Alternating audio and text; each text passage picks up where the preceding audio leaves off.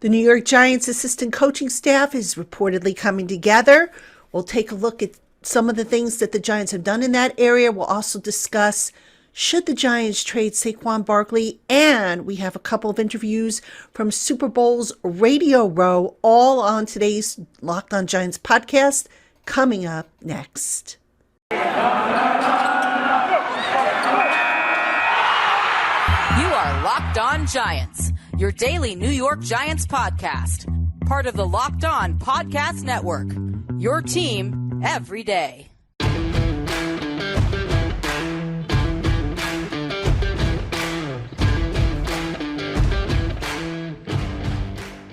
Hello, New York Giant fans, and welcome to another edition of the Locked On Giants podcast, part of the Locked On Podcast family, your team every day. Patricia Traina here with you. Happy Friday to everybody. The Super Bowl is just a couple of days away, and gosh, that's going to mean the end of the 2021 football campaign. No real meaningful football until next September. But as far as the Giants are concerned, hey, that's all well and good. They got a lot of work to do on their roster anyway. And we're going to talk about the coaching staff that has reportedly been assembled on today's show. I'm going to tell you some of the things that I like about this staff that I think are going to be different from what Joe Judge did and how I think that can help them moving forward. Then we're going to talk a little bit about this burning question. Should the Giants trade Saquon Barkley? I know that's a hot topic amongst Giant fans, and I have some thoughts about that I'm going to share.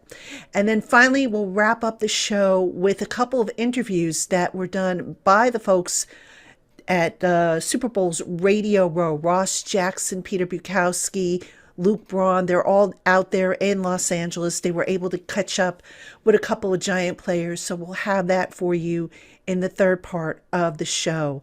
And today's show, by the way, is brought to you in part by Get Upside. Just download the free Get Upside app and use the promo code Touchdown to get 25 cents per gallon or more cash back on your first tank at eligible participating gas stations. All right. Thank you, folks, for making the Locked On Giants your first listen of the day, or if you're watching us on YouTube, your first watch of the day. We got a lot to cover, so let's get into it. I want to talk about the coaching staff. Now, the coaching staff that head coach Brian Daboll has assembled, this is not official. Some of these titles are still to be determined, but I'll give you the names.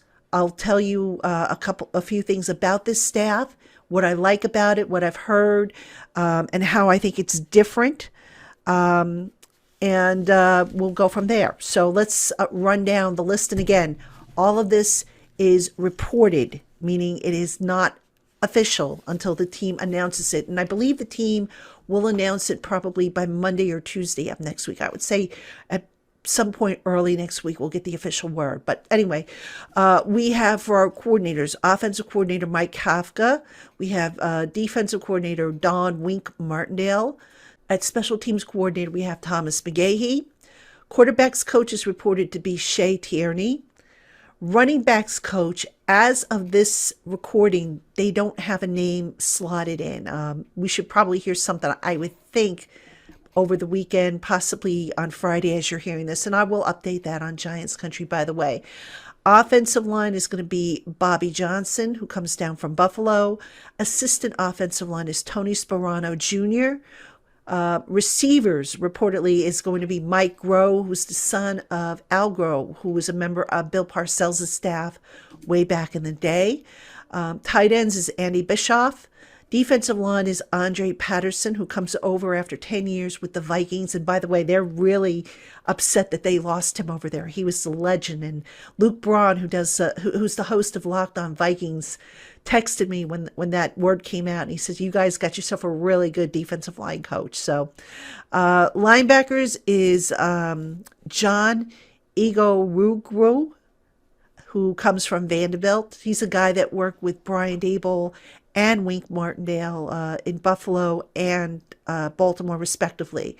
Defensive backs, the holdover, Jerome Henderson. Yay, I'm happy for that.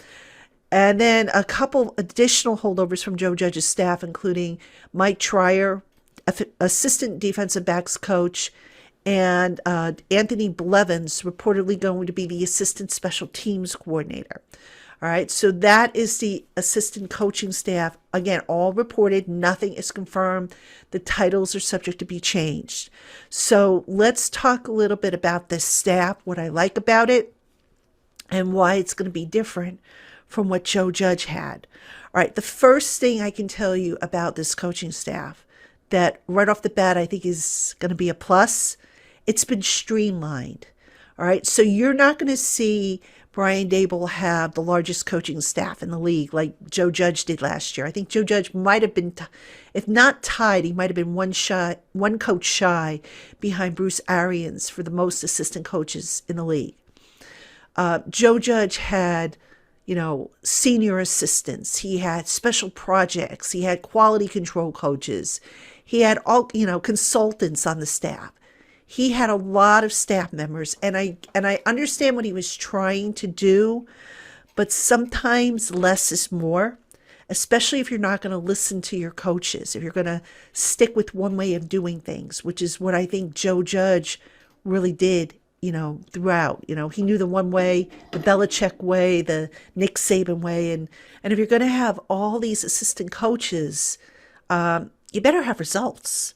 Because you would think all the different voices would give you different ways to do things. And yet it just seemed like, Joe Judge was married to doing things the Patriot way and the Nick Saban way. So that's one thing that certainly jumps out. It's going to be the size of this staff. I don't think you'll see a whole lot of other people added to it. You'll see obviously strength and conditioning will be added. You might see a quality control coach on either side of the ball, but I don't think you're going to see a lot of consultants and senior assistants and all that stuff. Another thing that I like about this coaching staff, this reported coaching staff, is it's a good mix of guys who have NFL experience and college experience. Now, last year, what was interesting about the Giants coaching, or I should say 2 years ago, when Joe Judge put his staff together, he dipped into the college ranks for a lot of assistants. And I'm not saying that a college coach cannot be a good NFL coach. But when you're looking to turn things around, you want somebody who has the NFL experience. And if he has college experience, even better. Because obviously you've got to take college kids that you're drafting or signing, off the street, and you want to build them into NFL players. So you need to be able to bridge that gap. And I just don't know that the Giants had a lot of experienced NFL coaches last year on this, or the last 2 years, I should say, on the staff. And, Joe Judge, again, he stayed with guys that he knew or that he worked with, which I thought was a mistake. And Brian Daboll has gone away from that. Some of these guys, obviously, he knows or has had a connection with, but he's also looked to bring in, I think, some of the better coaches, that he could find. Not all of these guys have connections to him. Now, I've got to do a little bit more research, obviously, but I don't believe Andre Patterson has a connection to Daboll. Henderson, I don't believe, has one. McGahee, I'm pretty sure he doesn't have one. So there's enough coaches on the staff that don't have prior connections to Brian Daboll. And that's good because, just like as was the problem in the front office when they kept promoting from within and staying within their own structure, sometimes you need different voices in there. So Daboll, for a first-time head coach, is getting those different voices. And now it is up to him to listen to them as they go along, especially when things hit a speed bump. He wants to make sure that, you're listening to the different voices. So good job of him by that. Okay, one other point I want to make about the assistant coaching staff is that, I mentioned not having, not overdoing it with the numbers. And specifically, I want to look at offensive line. All right. I had heard that having multiple voices, they had, Rob Sale last year, Ben Wilkerson, Pat Flaherty, Freddie Kitchens got involved in some of the coaching, and I'm sure, Judge had some things to say as well. There were a lot of voices in the heads of the offensive linemen. And sometimes that's not necessarily a good thing because if you're going to have different voices that are all saying the same thing, then it's like, why do you need all those voices? But if you're going to have different guys and they're slightly varying how they do things, that can create some confusion and some issues, especially when you have a young and inexperienced offensive line. So it looks like right now Dable's going to go with just two coaches, Bobby Johnson and Tony Sparano Jr. Period. That's all you need. One guy can run the drills, the other guy can, observe. You don't need a whole army here. So that's certainly key. Now, I don't know how the linebackers are going to be coached per se. In other words, I don't know if the plan is to have an inside linebackers coach and an outside linebackers coach. Could make sense, I guess. And also, I know it was reported, and we talked about it on the Thursday show. We talked about, not Thursday show, Wednesday show, about how Rob Ryan was reportedly going to join the staff. Nothing firm on that yet. Nothing firm on Drew Wilkins, who was also with Don Martindale down in Baltimore. So we'll just have to see if those guys join the staff. I have a feeling, though, with Rob Ryan, I'd be surprised if Rob Ryan joins the staff. Just a gut feeling I have. I could see Wilkins maybe joining it, but, I don't know. I mean, I don't care one way or another if Rob Ryan joins it, but I just have a feeling that that's maybe not going to happen. All right, Giant fans, we're going to take a quick break. When we come back, I want to move on to a hot topic that has begun to emerge amongst Giants fans on Twitter and social media, and that is, should the Giants trade running back Saquon Barkley? I have some thoughts about that, and I'm going to tell you about that coming up next. All right, Giant fans, we have more coming up on today's Locked On Giants podcast. But first, the Get Upside app, which you can download for free at the Google Play Store or the App Store, offers savings every time you fill up at the pump at participating gas stations. Sign up for your free account now and use our special promo code Touchdown to get at least 25 cents per gallon back on your first fill up at participating gas stations. You can cash out anytime you want to your bank account, PayPal, or get an e-gift card for Amazon and other brands. Again, that code is Touchdown, and that app to help you save every time you fill up at the pump is Get Upside. All right, Giant fans, we have more coming up on today's Locked On Giants podcast. But first, BetOnline has everything you need to bet on sports and Vegas games this year, and of course, the Super Bowl this Sunday. BetOnline's basketball, hockey, boxing, and UFC odds coverage is the best in the business. So head on over to betonline.net to see all the special offers, props, and odds, and to place your bets. And don't forget to place your bets on just about anything from the length of the national anthem to who scores first to which commercial runs first, all related to the Super Bowl. So again, that site is betonline.net. BetOnline, where the game starts. All right, Giant fans, welcome back to the Locked On Giants podcast. Segment 2, Patricia Traina here with you. And this next topic, I'm sure, is going to generate some disagreement.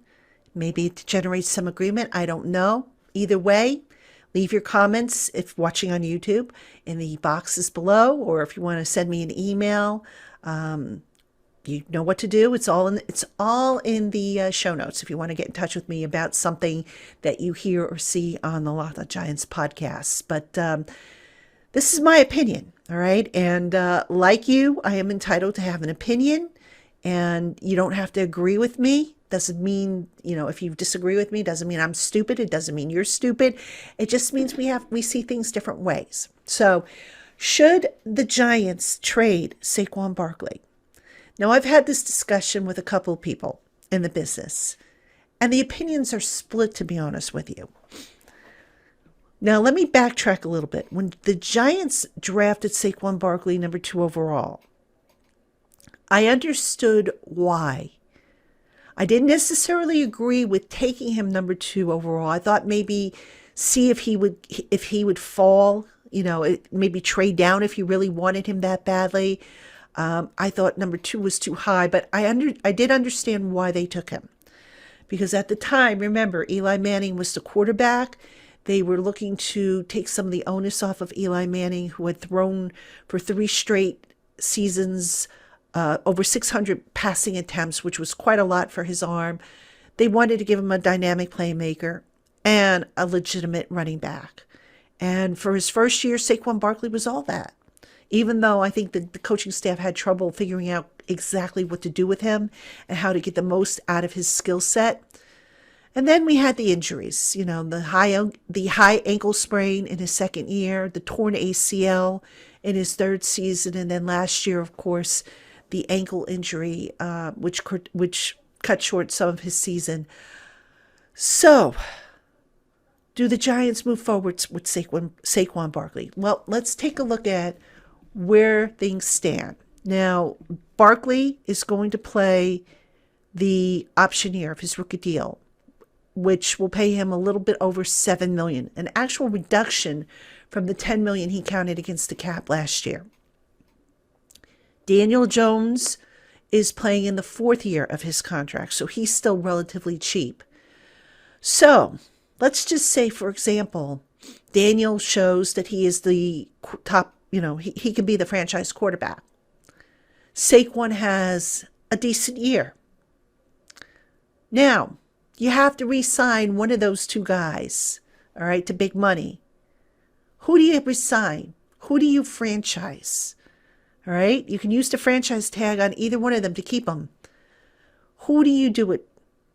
I would say probably the quarterback. If the quarterback has a good year, I would say you definitely put the franchise tag on him. And the running back, well, you can get a running back in day 2 and day 3 of the draft. Now, that's what's driving my opinion that maybe the Giants look to trade Saquon Barkley. He's a great talent. He's been a great representative of the franchise. All right, I like him. This isn't a case of, get rid of him because he's a problem. No, that doesn't apply here. This is about being smart and looking at the long term. All right, Barkley has had some injuries to his legs, and he might very well become the player he once was in his rookie campaign when he won Offensive Rookie of the Year. But I look at Saquon Barkley, and I don't know, folks. I just think that he is a luxury that this team is currently carrying that it really can't afford to carry. Just as Barkley was, selecting Barkley number 2 overall, in retrospect, was a luxury they really couldn't afford at the time. They should have gone offensive line. So if you're the Giants, all right, can we honestly say that Barkley has made a difference? And by that I mean that he has single-handedly loaded the team on his shoulders and won games. No, don't think so. The team is 10-34 in games he has played. Not all his fault, mind you, but, a stat that I have to mention. When Barkley has had to miss games, the running game doesn't exactly fall apart. All right, let me give you some stats. In 2020, the Giants running game averaged 118.9 yards per game, 9 games in which the group had 100 or more yards rushing without Barkley in the lineup. All right, now, for comparison purposes, in 2018, which was Barkley's best season to date, the running game averaged 103.1 rushing yards with him in the lineup. I think also we could probably say that the offensive line play going back to 2018 and 2019 and 2020 and 2021 wasn't very solid. All right, so we can't even say, well, he had a better offensive line then or, than he did in this year. I don't think you can say that. So I'm not saying Barkley is the reason for the offense's struggles. Not at all. What I am saying is, if you don't think you are going to be able to re-sign him, especially to a blockbuster deal, which is what he's probably going to look to command and shouldn't get, by the way, why not move him now? Why not see if you can get a couple mid-round picks maybe for them? You're not going to get first rounders, obviously. You might not get second rounders. Maybe you get a third rounder and a conditional pick. I don't know. I mean, it depends on how desperate a team is. Now, the other thing is running backs can be a dime a dozen. You can probably get one in the draft. And in fact, if you go and you look at the Buffalo Bills, they, in the last 5 years, they haven't drafted running backs until the third round. So you could take that to mean that maybe they don't value running backs as highly as the Giants did. That's fine. But if you look to move Barkley, you could potentially save $7.217 million on the cap. All right, because that $7.217 million is now guaranteed. So if you move them, you save on the cap. You also get a couple of draft picks that you can add to either this year or next year, and you just continue to build. And I think it's important for the Giants to acknowledge that they're rebuilding. All right, they do have some core pieces. It's not a total rebuild, but it is a rebuild nonetheless. They are not one player away or two players away. They are at least an offensive line away. They are at least, some cover corners away. They are tight ends away. They need another receiver. They have so many needs, folks. This is going to be a year coming up where General Manager Joe Shane is going to look to put the pieces together with head coach Brian Daboll. And the more pieces they can get, the better. And, would it hurt to see Saquon Barkley in another uniform? Yes, for the reasons that I said it before. He's a good guy, good player. I don't think the coaches ever used him properly, got the most out of him. You put him in another offense, they probably will figure out how to use him and get the most out of him. But he also has some tread on the tires. So there's a thing about moving on from a player a year too soon as opposed to a year too late. And in the old regime, I think the Giants were often guilty of waiting a year too late to move on. I'd like to see this new regime get off to a start where they move on a year too early as opposed to a year too late, which is why I think it makes sense to move Saquon Barkley. So, you agree, disagree? Again, let me know.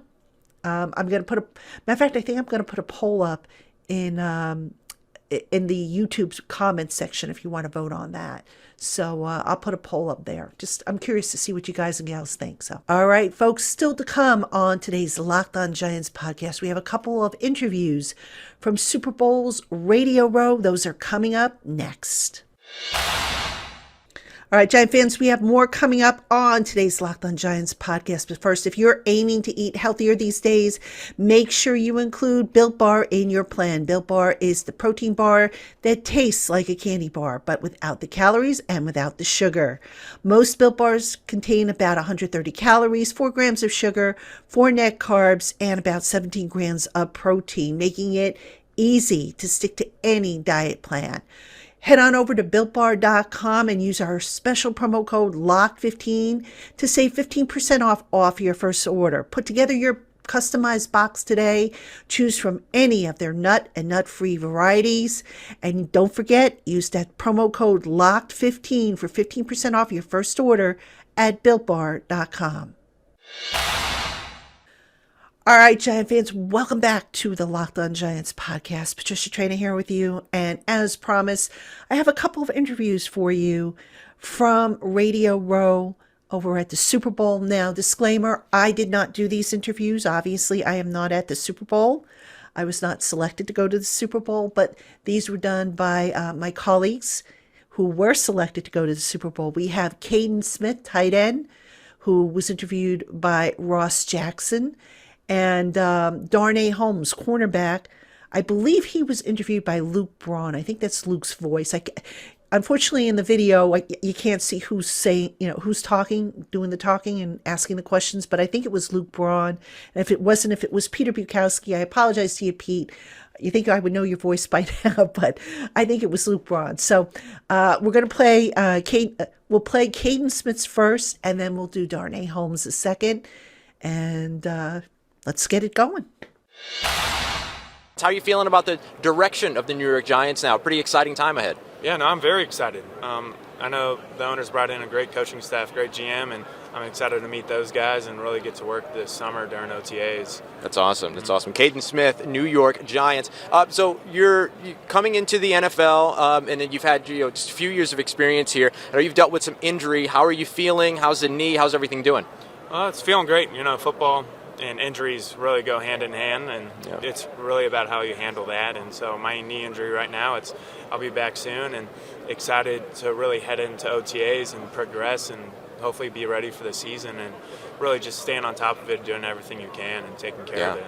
Yeah, so it's all about recovery this offseason for you? It is, yeah. I've been very proactive, more than other off seasons, just getting back to being healthy, better than I was the year before, and really working on mobility and bringing my shoulders back, everything that you can do, and just being ready to feel prepared, not only in the summer, but then July, and then going into the season. Yeah, absolutely. So we're here, right, here in Los Angeles, getting ready for the Super Bowl. The goal next year is Glendale, Arizona. I'm not talking to you because you're too busy, right? You're getting ready for the Super Bowl next year. That's the goal, right? Exactly, yeah. No, I'm excited to see how next year goes, and I know that's 32 teams' goal is to get to the Super Bowl, and so it's really about the preparation leading up to that. Not even when you're together as a team, but when you're at home working, or especially like that final few months before the season begins, when you really come together as a group in camp.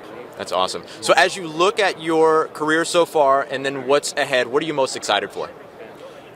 There's so many things going on, but I'm really excited to meet this new coaching staff, going to camp with this new team. Every year it's a brand new team with new people in the locker room, and so really to bond with those guys and really see if we can make a run. It's the LockedOn NFL podcast. Bo Brock hanging out with Darnay Holmes, of course, the New York Giants. Big moves this offseason, a changing of the whole coaching staff. Excited to play for Coach Dable there? Yeah, definitely excited. Heard a lot of great things about him, and definitely someone that we want to be a part of. Yeah, no doubt about it. As far as have you talked to the new coach yet? Has he kind of called the players? So pretty much we were in the building while he got hired. He was able to communicate with them, so he's a generous guy. There was the picture on social media going around. He had the big suit. He looked like he was kingpin. I mean, does he have that vibe around him when he's in the locker room? I feel like he's true to himself, and he knows himself. Do you expect big changes? I mean, as far as not only what's going on behind the scenes, but as far as wins and losses comes next season? That's something that is going to take place when the present moment comes. At the end of the day, we don't know how many games we're going to win, how many games we're going to lose. At the end of the day, we're going to put our best foot forward and really locking in once the draft is over to what we got to execute on for this offseason. You expecting a busy offseason for the Giants? We shall see how he wants to run the program. At the end of the day, we open arms with it, and we're excited for it. Yeah, no doubt about it. How did you feel like your season went personally? Personally, it was an uphill battle. I grew as the season progressed, and I definitely felt like I was consistent. And that's something that I'm very proud about. You're out here in Los Angeles. You said you live here in LA, right? Yeah, I'm from Pasadena, California. How do you feel like they're representing as far as hosting the NFL in the big game? Yeah, we're doing it just right. At the end of the day, it's something that the city needed. And it's going to be a great time for people who come visiting. Yeah, and you're here on behalf of Form. You're wearing the T-shirt. It's not just your own run-of-the-mill laundry day T-shirt. This is actually doing work. Yeah, definitely. Form's a great company, a great product, and what I like most about it is just the alignment of it. At the end of the day, your body's breaking down each and every day, long story short, So if you're constantly doing intentional, deliberate things to make sure your posture is aligned, you're going to win in the long run, and that's what this product gives you. It's not just you don't have to wear it when you're just working out. You can wear it just kind of running errands. I feel like it's an everyday essential, you know, and whatever your essentials is, you should make this a +1, but that's the way I think. Yeah, and it just doesn't stop at the shirts, right? Form's got other different products that you can buy. Yeah, there's different things that's coming out, but right now we're mainly focused on the shirt. Yeah. When you start looking at this game coming up on Sunday, you're feeling one team over the other one, the Rams, Bengals. Which way are you going? Really, it's a matchup game, and it's all about if the O-line can keep up with the D-line. Mm-hmm. And then from there, who's going to get open? Yeah. Which players are going to make the biggest impact? I believe David Long gonna have a breakout game. Yeah. David Long's gonna have a Okay, breakout in the defensive Rams, secondary yeah. for the Rams. Uh-huh. The pick 6 of Kyler Murray in the playoffs already Yeah. started things off for him. Is he no problem with those Bengals receivers? Nah, it's definitely a talented group of receivers, you know, and he gonna win some, he gonna lose some. At the end of the day, I feel like the rewards gonna outweigh the losses. Yeah. Yeah. Which of these quarterbacks impresses you the most, Joe Burrow or the vet? I haven't saw Stafford? Burrow in person. I saw Stafford in person, and Stafford got an arm on him. He got a connection, a chemistry with receivers that some quarterbacks may not have, you know, and it's going to be exciting to see how the game plays out. Yeah, no doubt about it. Where can we get some Forum swag for ourselves? Yeah, so on the website, Forum website, and pretty much y'all can see us on Instagram and things like that. Pretty accessible. Yeah. Darnay Holmes, New York Giants, Radio Row, Locked On Podcast Network. Thank you so much for your time. Yes, sir. Appreciate you. All right, Giant fans, that's going to do it for us this week and today here on the Locked On Giants podcast. Appreciate you tuning in. Appreciate you listening. Hope you enjoyed the show. And again, thank you so much for making us your first listen of the day, or if you're watching on YouTube, your first watch of the day. Be sure to tune in next week, even though the off season officially starts next week. We're still going to be coming at you 5 days a week. There's still a lot of stuff to talk about, and we will bring it all to you here on the Locked On Giants podcast. I am Patricia Traina. Everybody enjoy the Super Bowl, and we'll talk to you on Monday.